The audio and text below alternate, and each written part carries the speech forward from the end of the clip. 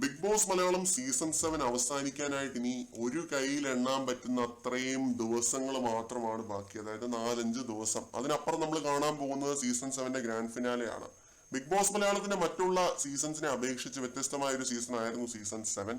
പല മത്സരാർത്ഥികളുടെയും supporters, fans ഒക്കെ ചിലപ്പോൾ ഈ വീഡിയോ കാണുന്നുണ്ടാവും. കാരണം ഇത് ആ രീതിയിലുള്ള ഒരു സീസൺ ആയിരുന്നു. നിങ്ങളെ പറഞ്ഞിട്ടും കാര്യമില്ല. സീസൺ 5 അഖിൽ മാരാർ ജയിക്കും എന്നൊക്കെ പറഞ്ഞ പോലെയുള്ള ഒരു യുണാനിമസ് ആയിട്ടുള്ള ഏകകണ്ഠമായി പ്രേക്ഷകരെല്ലാവരും ഒരു പേര് പറയുന്ന ഒരു സീസൺ ഒന്നും അല്ല ഇത്.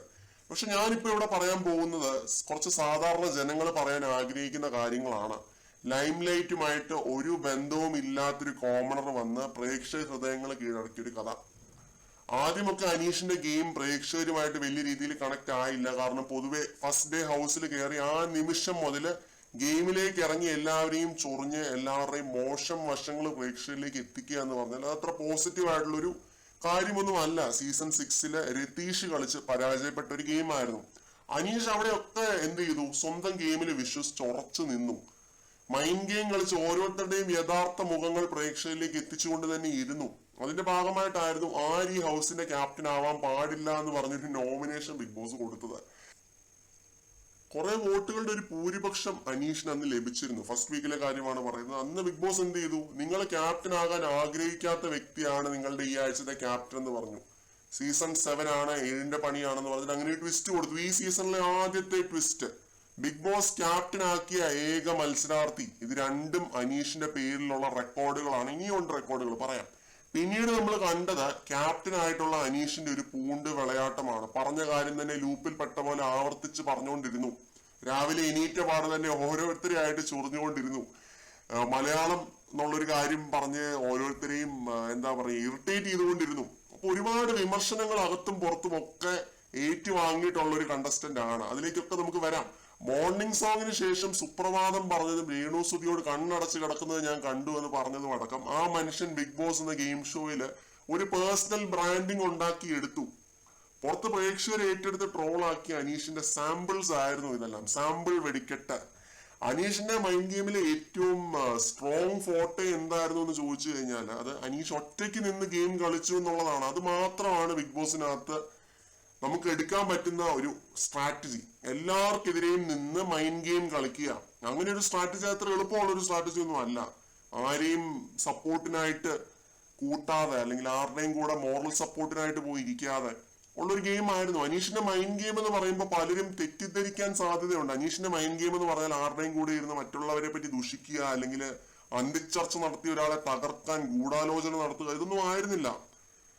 തെറിവാക്കുകൾ 1-2 തവണ മാത്രം, അതായത് ഷാനവാസിനോട് മാത്രം പറഞ്ഞിട്ടുള്ള ഒരാളാണ് അനീഷ്. മരക്കഴുത, ചക്കത്തരം, അത്രേ ഉള്ളൂ. അതാണ് അനീഷിന്റെ മാക്സിമം തെറികൾ. ഇവിടെയൊക്കെയാണ് അനീഷിന്റെ മൈൻഡ് ഗെയിം ഒളിഞ്ഞിരിക്കുന്നത്. ഈ best version of yourself എന്നൊക്കെ പറയത്തില്ലേ, മലയാളത്തിൽ പറഞ്ഞു കഴിഞ്ഞാൽ ഏറ്റവും നല്ല കുട്ടിയായിട്ടിരിക്കുക.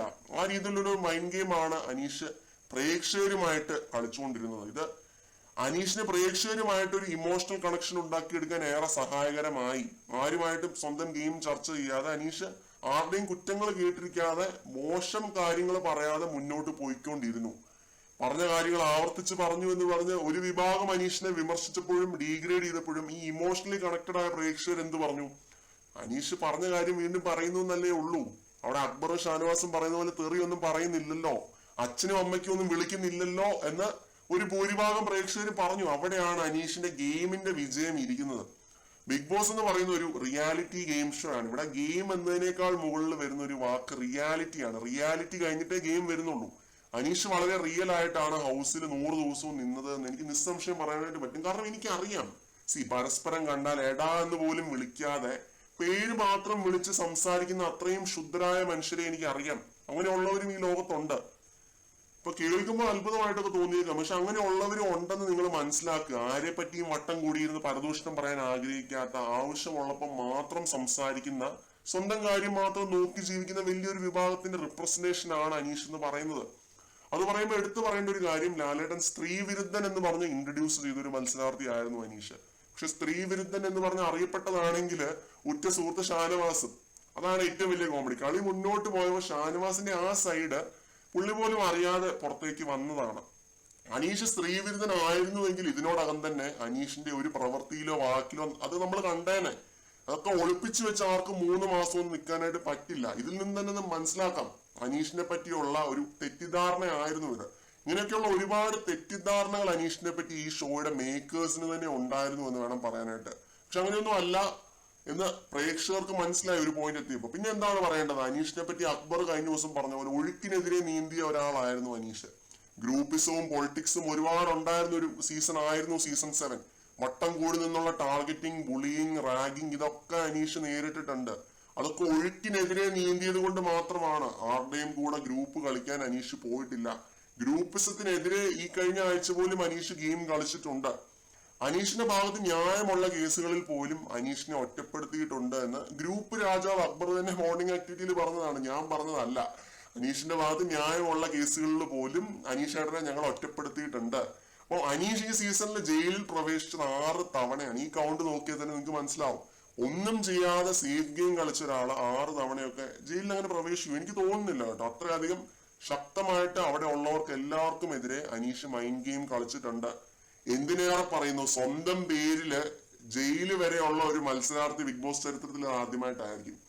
ആരുടെയും ഫീലിങ്സ് വെച്ച് ഗെയിം കളിക്കാതെ, മാനിപ്പുലേറ്റ് ചെയ്യാതെ, സത്യങ്ങളെ വളച്ചൊടിച്ച് പ്രേക്ഷകരിലേക്ക് എത്തിക്കാതെ, ദുഷിക്കാതെ, കുറ്റം പറഞ്ഞ് ബ്ലെയിം ഗെയിം കളിക്കാതെ, തെറിവാക്കുകൾ ഉപയോഗിക്കാതെ നിലവാരം എന്നൊരു സാധനത്തെ മുറുക്കെ പിടിച്ചാണ് അനീഷ് ഗെയിം കളിച്ചത്. ഡീഗ്രേഡ് ചെയ്തവർ അത് പറഞ്ഞിട്ടാണ് ഡീഗ്രേഡ് ചെയ്യുന്നത്. നിലവാരം കൂടിപ്പോയെന്നാണ് പറയുന്നത്. അപ്പോൾ സ്മാർട്ടായിട്ടാണ് അനീഷ് കളിച്ചതെന്ന് നിങ്ങൾ മനസ്സിലാക്കുക.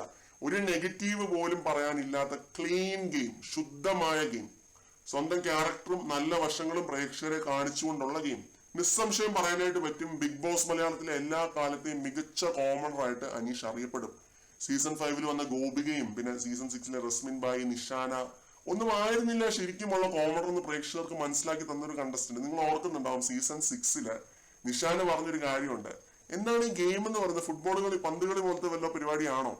അങ്ങനെയൊക്കെ പറഞ്ഞ കോമണേഴ്സ് വന്നിട്ടുള്ള ഒരു ലാംഗ്വേജ് ആണ് മലയാളം. അപ്പൊ അവിടെയാണ് അനീഷ് ഇത്രയും മികച്ച രീതിയിൽ ക്ലീൻ ആയിട്ടൊരു ഗെയിം കളിച്ച് മുന്നോട്ട് വന്നത്. പ്രേക്ഷകരെ കൊണ്ട് ഹേറ്റ് കമന്റ് ഇടിയിപ്പിക്കാൻ പോയിട്ട് ഒരു നെഗറ്റീവ് പോലും കണ്ടുപിടിക്കാൻ പറ്റാത്ത ലെവല് ക്ലീൻ ഗെയിം കളിച്ചൊരു കണ്ടസ്റ്റന്റ് അതായിരുന്നു അനീഷ്. ഇനിയും പറയാൻ ഒരുപാടുണ്ട്. ഡാർക്ക് സോൺ ടാസ്കുകൾ നിങ്ങൾ ഓർക്കുന്നുണ്ടാവും. അന്ന് ഡാർക്ക് സോണിൽ നിന്ന് രക്ഷപ്പെടാൻ വേണ്ടി ഒനീലിനെ പെടുത്തി അനീഷ് രക്ഷപ്പെട്ട ഒരു ടാസ്ക് ഉണ്ടായിരുന്നു. അത് അവസാനത്തെ ടാസ്ക് ആയിരുന്നു. അങ്ങനെയാണ് ഒനീലിനെ അനീഷാണ് പറഞ്ഞു വിട്ടത് ഡാർക്ക് സോണിലേക്ക്. ആ ടാസ്കിലൊക്കെ എന്ത് പ്രകടനമായിരുന്നു ആ മനുഷ്യന്റെ. പിന്നെ ത്യാഗിയായിട്ട് മിണ്ടാതെ നിന്ന ആ ഒരു ടാസ്ക്, അന്ന് അനീഷ് നേരിട്ട അഗ്രഷന് ഒരു കൈയും കണക്കും ഇല്ല. ഗ്രൂപ്പിന്റെ ഒരു അറ്റാക്ക് ആയിരുന്നു. ഏറ്റവും ഒടുവിൽ നടന്ന കാർ ടാസ്ക്, എല്ലാത്തിലും പ്രായത്തിന്റെ പരിമിതികളെ മറികടന്ന് മികച്ച പ്രകടനം തന്നെ കാഴ്ചവെച്ച ഒരു കണ്ടസ്റ്റന്റ് ആയിരുന്നു അനീഷ്. അപ്പൊ ടാസ്കിലെ പ്രകടനവും ചളിയും തമാശയും ഒക്കെയാണ് ബിഗ് ബോസ് എന്ന് വിചാരിക്കുന്ന ആളുകളുണ്ട്. അത് മാത്രമല്ല ബിഗ് ബോസ് ലെവൽ ഗെയിം എന്നും കൂടി അനീഷ് പറഞ്ഞു വെക്കുന്നുണ്ട് എന്നതാണ് എന്നെ ഏറ്റവും അത്ഭുതപ്പെടുത്തിയ കാര്യം. പിന്നെ ഉണ്ടല്ലോ, ലാലേട്ടൻ വീക്കെൻഡ് എപ്പിസോഡിൽ അധികം ടാർഗറ്റ് ചെയ്തിട്ടില്ല. പിന്നെ നോമിനേഷനിൽ അധികം തവണ വന്നിട്ടില്ല, 5 തവണയെ വന്നിട്ടുള്ളൂ. പക്ഷെ ഒരാവശ്യവും ഇല്ലാതെ ഒരു തവണ അനീഷിനെ ഡീഗ്രേഡിങ്ങിന് ഇരയാക്കിയത് നിങ്ങൾ ഓർക്കുന്നുണ്ടാവും. അതേപോലെ എത്ര തവണയാണ് അകത്തും പുറത്തും അനീഷിനെ ഒരു കൂട്ടം നിന്ന് ടാർഗറ്റ് ചെയ്തത്. ആരോടും ഒരു ദ്രോഹവും ചെയ്യാതെ കളിച്ചൊരാള് എന്തൊക്കെ ഡീഗ്രേഡിങ്ങിനാണ് ഇരയായത്. സാധാരണ ജനങ്ങൾ അവരിൽ ഒരാളെന്ന് പറഞ്ഞ് ഇനി വോട്ട് കൊടുത്താലോ എന്ന് ഓർത്തിട്ട് ആണ് ഡീഗ്രേഡ് ചെയ്തുകൊണ്ടിരുന്നത് ഇവരെല്ലാവരും. പക്ഷെ ഞാൻ ഇപ്പോഴും പറയുന്നു, ഈ സീസന്റെ വിജയകിരീടം അർഹിക്കുന്ന ഒരാളെ ഉള്ളൂ, അത് അനീഷാണ്. പലർക്കും ഇതൊക്കെ പറയണം എന്നൊക്കെ ഉണ്ട്, പക്ഷെ സാങ്കേതിക തടസ്സങ്ങൾ കാരണം അവർ പറയാതിരിക്കുന്നതാണ്.